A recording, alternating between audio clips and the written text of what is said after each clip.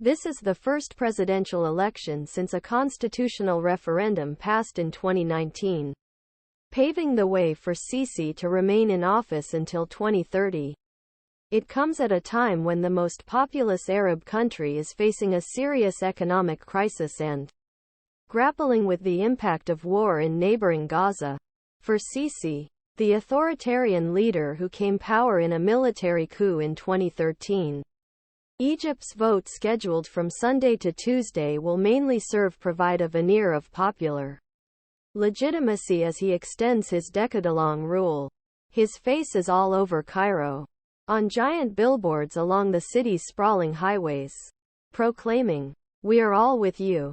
Besides Sisi, three lesser-known candidates are on ballot: Farid Zahran, head left-leaning Egyptian Social Democratic Party; Abdel-Sanad Yamama, head of nationalist Wafd Party; and Hazem Ömer, chairman Republican People's Party. Analysts say none of the rivals pose a threat to Sisi. In the last parliamentary elections, all three parties were in the pro-Sisi bloc. Tourism entrepreneur Omar was appointed to the Egyptian Senate by Sisi in 2020.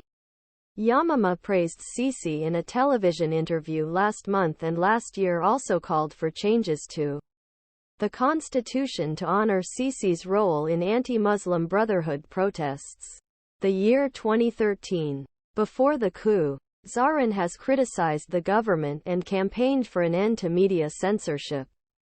But he is seen as a relatively moderate opposition figure who does not cross the authorities' red lines. Opposition parties were divided over whether to participate in an election widely seen as a farce. But Egyptian journalist and Sisi critic Khaled Davoud, who backed Zahran's campaign, said he was working not only for this election, but also for the future. In the months leading up to the campaign season, security forces arrested supporters and relatives of Ahmed Tantawy, who was seen as Sisi's only credible rival. Tantawy is a vocal critic of the government and has become popular with young Egyptians.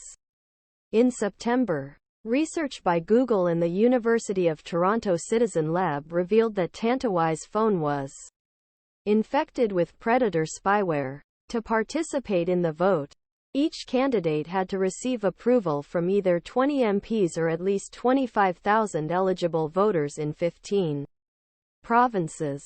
Sisi officially announced his intention to run again in early October, saying he once again heeded the call of Egyptians. The National Election Authority said he garnered more than 1.1 million approvals.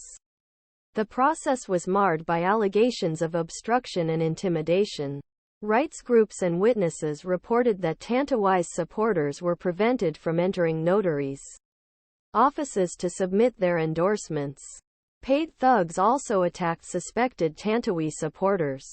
According to Hossam Baghat, executive director of Egyptian Initiative for Personal Rights, one of the few rights groups that continues to operate in country, the National Election Authority denied the allegations. The boomerang effect really made people angrier.